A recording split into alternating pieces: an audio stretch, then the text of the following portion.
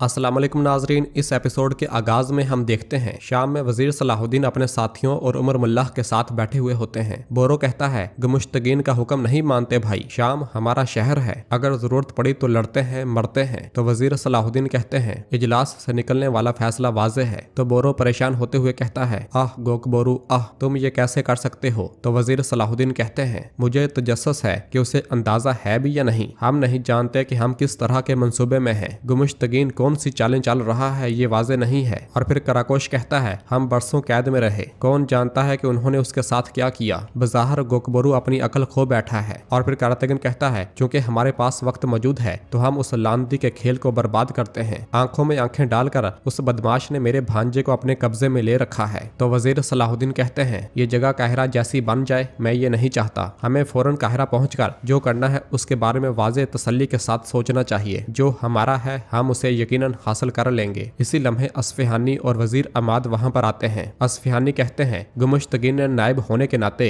दूसरा हुक्म भी दे दिया है। अमाद, मैं और उमर मुल्लाह महल से दूर कर दिए गए हैं। ये सुनते साथ ही उमर मुल्लाह मुस्कुरा देते हैं और वजीर सलाहुद्दीन कहते हैं ऐसा होगा ये वाजे था। अस्फहानी कहते हैं गुमुश्तगीन सुल्तान इस्माइल के पीछे छुपकर माजी समेत हर चीज को बर्बाद करने के अज़म के साथ नजर आ रहा है। और फिर वजीर सलाहुद्दीन उमर मुल्लाह से कहते हैं इमाद और अस्फहानी के साथ काहिरा आए और मिस्र में मुतहद होते हैं। तो उमर मुल्लाह कहते हैं लेकिन किसी का शाम में रहकर इस शहर की हिफाजत करना जरूरी है, ये जिम्मेदारी हम पर पड़ती है। और फिर वजीर अमाद कहते हैं उमर मुल्लाह आप हक बजानब हैं, जब आप शाम के दरवाजे पर पहुंचेंगे तो हम आपका इस्तकबाल करेंगे। ये सुनकर वजीर सलाहुद्दीन कहते हैं तो फिर उस लानती के साथ रहें, तुम अपनी जिम्मेदारी इसी तरह जारी रखोगे कारातेगन, जो भी करके गुमुश्तगीन का एतमाद जीतो। तो कारातेगन कहता है तुम बिल्कुल भी फिक्र मत करो सलाहुद्दीन, तुम्हारी आंखें यहाँ के लिए परेशान मत हों, मेरा शहजादा भांजा मेरे सपुर्द है। इसी के साथ ही वजीर सलाहुद्दीन उठते हैं और अपने साथियों के साथ रवाना हो जाते हैं। अंदर महल में गुमुश्तगीन कायमाज और गोकबोरू के साथ मौजूद होता है और कहता है तुमने सब कुछ सिरे से बदल दिया है गोकबोरू, मैं तुम्हारा मशकूर हूँ। तो गोकबोरू कहता है मैंने ये अयूबियों को रास्ता ना देने के लिए किया है। और फिर कायमाज को देखते हुए कहता है वरना मेरा इन जैसे गद्दारों का साथ देने का कोई इरादा नहीं है। ये सुनकर कायमाज कहता है मैं तुम्हारा गुस्सा समझता हूँ, लेकिन हमें अब माजी को पीछे छोड़ देना चाहिए। तो गोकबोरू कहता है इस तरह आसानी के साथ मेरे हाथों से निजात नहीं है, तुम्हारे फितने की वजह से मैंने अरबेल, अमारत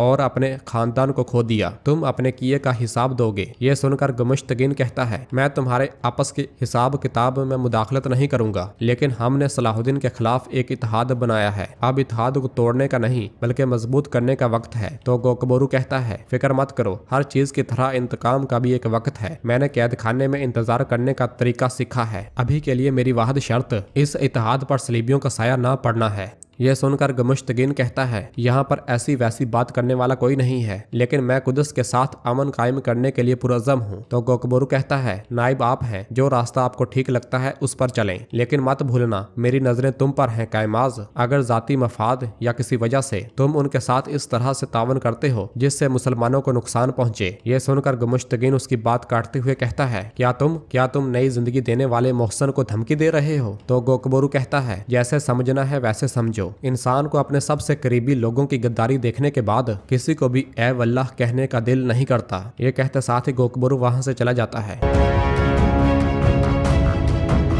दूसरी जानब कुदस में विलियम और बालन एक तारीख जंदान में कैद होते हैं। विलियम कहता है मारिया ने हर चीज के बारे में तफसील से सोचा है। यह कहते साथ ही वो उस लम्हे को याद करता है जब विलियम की अंगूठी दिखाते हुए मारिया ने कहा था ये अंगूठी लतीफ की लाश के पास से मिली है, ऐसा लगता है कि ये अंगूठी आपसे मंसूब है। तो विलियम ने कहा था सच है कि ये अंगूठी मुझसे मंसूब है, लेकिन वहाँ पर इसकी मौजूदगी कुछ भी ज़ाहिर नहीं करती। तो मारिया ने कहा था सिर्फ इतनी सी बात थोड़ी ना है, मुहाफ़िज़ों ने हकीम लतीफ के कमरे से सबसे आखिर में निकलने वाले शख्स आप हो, उन्होंने इसके बारे में गवाही भी दी है, जबकि बाल्डोन भी वहां पर मौजूद था। और फिर इस ख्याल के बाद बालन कहता है हकीम लतीफ मैं उसे बचा नहीं सका। ये कहते साथ ही वो उस लम्हे को याद करता है जब उसने चिल्लाते हुए कहा था हकीम लतीफ मेरा दोस्त था। तो मारिया ने कहा था और तुमने विलियम के साथ इत्तेहाद करके अपने ही दोस्त को मार डाला। हाँ। और फिर लाडगाय ने फार्मूला दिखाते हुए कहा था मुस्तकबिल के बादशाह बाल्डोन के लिए खुसूसी दवा का खुफिया फार्मूला। तो बाल्डोन ने कहा था तुमने मुझे मायूस किया बालन, फौजियों इसे गिरफ्तार गिरफ्तार कर लो। और फिर इस ख्याल के बाद बालन कहता है, वो मेरे पास सलाहुद्दीन की अमानत था, हम क्या करेंगे? क्या हम इस सलाखों के पीछे बैठकर अपनी इस किस्मत के आगे सर झुकाएंगे जो मारिया ने हमारे लिए तय की है? तो विलियम कहता है, हमें शैतान के शैतानी दिमाग से बचाने वाली वह चीज खुदावंद की रहमत है, हम उससे पनाह लेंगे। और फिर थोड़ी ही देर के बाद सबीला वहां पर आती है और कहती है, मारिया इस हद तक जाएगी, मैंने इसके बारे में सोचा भी नहीं था। तो विलियम पूछता है, महल की सूरत हाल क्या है शहजादी? तो सबीला कहती है, आपको कैद खाने में डालने के बाद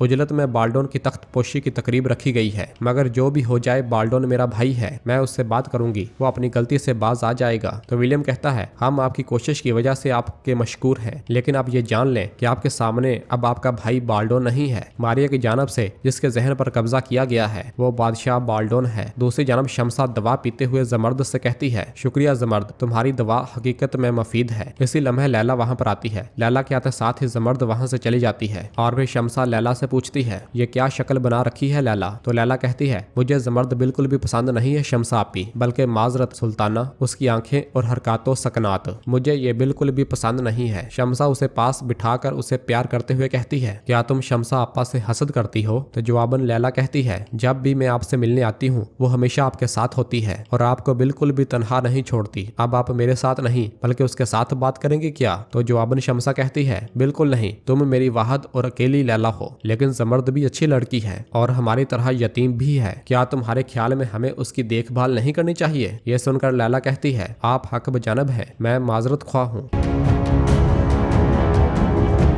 दूसरी जानब शाम में उमर मल्लाह परेशान बैठे हुए होते हैं। असफहानी कहते हैं, ये कैसी तकदीर है ए मेरे अल्लाह, इससे पहले कि हम अपने सुल्तान का सोग मना सकें, हम उनकी जानब से हमारे लिए छोड़ी गई अजीम तरीन यादगार महल से भी दूर कर दिए गए। और फिर कारतेगन कहता है, दूर? दूरी से क्या मुराद है? कोई दूरी नहीं है। उमर मुल्लाह कहते हैं, कारतेगन ठीक कह रहा है, दूरी नहीं है। मैं आखिरी बार इस महल की सैर करना चाहता हूँ जिसके हर कोने में मेरे सुल्तान की महक है और मैं मलक इस्माइल को देखना चाहता हूँ। तो असफहानी कहते हैं, हरगिज नहीं, वो गुमश्तगिन क्या करता है ये वाज़े नहीं है। उमर मुल्लाह, वैसे भी उसे अदब से कोई हिस्सा नहीं मिला। और फिर वजीर अमाद कहते हैं, अब अगर वो आपको कुछ कहता है। कारतेगन उनकी बात काटते हुए कहता है, क्या करेगा वो? दरवेश चचा, आप अपने रास्ते पे जाएं, मैं आपके पीछे फौरन आ रहा हूँ, फिक्र न करें, मैं बुरी आंखों को अंधा कर दूंगा और बुरे हाथों को तोड़ दूंगा। ये कहते साथ ही वो उमर मुल्लाह के साथ आगे बढ़ जाता है। उधर कुदस के मरकजी कमरे में सब लोग मौजूद होते हैं। दरबान की आवाज के साथ ही सब लोग घुटनों के बल बैठ जाते हैं और कुदस का नया बादशाह बाल्डोन वहां पर दाखिल होता है और तख्त के सामने पहुंचकर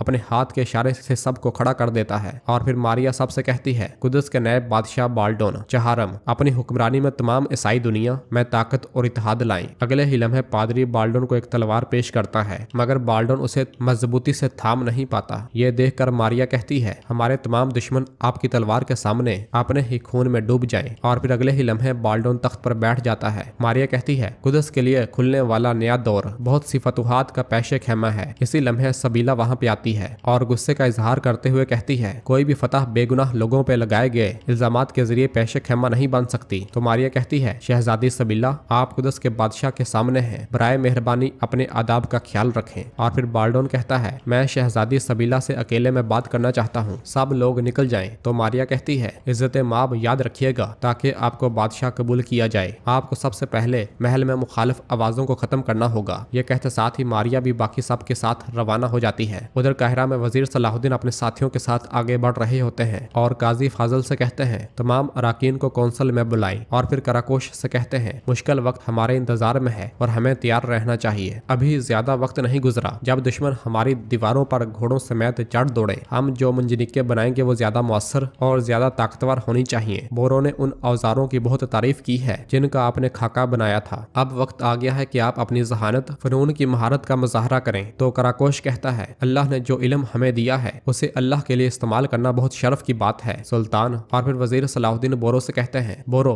महल में कराकोश के लिए काम की जगह मुख्तस की जाए। अलीसा और माहिस को कराकोश के साथ रहने का पैगाम भेजो, वो इसे हर चीज ला कर दें जिसकी इसे जरूरत है। ये कहते साथ ही वजीर सलाहुद्दीन आगे बढ़ जाते हैं। उधर शमसा खातून फातिमा खातून के साथ बैठी कुरान पाक की तलावत कर रही होती है। इसी लम्हे वजीर सलाहुद्दीन वहां पहुंचते हैं। फातिमा खातून कहती हैं, मेरी ताजियत कबूल करें बेटा, हमारे सुल्तान को जन्नत में अल्लाह ताला आला मुकाम अता फरमाए। शाम का रास्ता तवील और उसका बोझ भारी है, थोड़ा आराम करें, मैं आपसे बाद में पूछूंगी कि हालात कैसे हैं। ये कहते साथ ही फातिमा खातून चली जाती हैं और शमसा वजीर सलाहुद्दीन से कहती है, आपके चेहरे पर परेशानी का साया है सलाहुद्दीन। तो वजीर सलाहुद्दीन कहते हैं, तुम्हारी रोशनी हर साए को निगल जाती है। तो शमसा कहती है, सुल्तान के जाने के बाद मैं जो भी कह लूं आपके लिए तसल्ली बख्श नहीं होगा। तो वजीर सलाहुद्दीन कहते हैं, कोई अलहदगी बाकी नहीं है शमसा, हमारे सुल्तान अपने महबूब से जा मिले हैं और जब भी हम उनके बताए गए रास्ते पर चलते हैं हम रूह के सही मानों में एक साथ हैं। तो शमसा कहती है, आप उस कुदस से जा मिलेंगे जिसका ख्वाब आप और सुल्तान ने बरसों पहले देखा था। इंशाल्लाह मैं आपको ये ना बता सकी सलाहुद्दीन, एक ख्वाब था जो आपसे मिलने से बहुत पहले मैंने उस ख्वाब को बार बार देखा था। तो वजीर सलाहुद्दीन कहते हैं, तुमने असल में बताया था लेकिन तुमने मुझे नहीं बल्कि उस गिरजाघर में राहब के भेस में भेजे गए लार्जियोम को बताया था और इत्तेफाक से मैं भी वहीं पर मौजूद था। मैंने सुना था लेकिन वो गैर इरादी था। तो शमसा उस लम्हे को याद करते हुए कहती है, कैसे? मेरा मतलब है कि आप सब कुछ जानते हैं, क्या आपने सब कुछ सुन लिया था? तो जवाबन वजीर सलाहुद्दीन हाँ में सर हिलाते हैं। तो शमसा कहती है, तो आपको शुरू से ही मालूम था कि मैं आपसे मोहब्बत करती हूँ? तो वजीर सलाहुद्दीन कहते हैं, हैरानकुन बात यह है कि मेरा भी यही ख्वाब था। तो शमसा कहती है, सलाहुद्दीन क्या ये कोई मौजिजा नहीं है? ये कहते साथ ही वो खांसना शुरू कर देती है। तो वजीर सलाहुद्दीन पूछते हैं, शमसा क्या तुम ठीक हो? ये कहते साथ ही वो उसे पानी डाल कर देते हैं और बिठा देते हैं। शमसा पानी पीते हुए कहती है, मैं ठीक हूँ, मैं ठीक हूँ।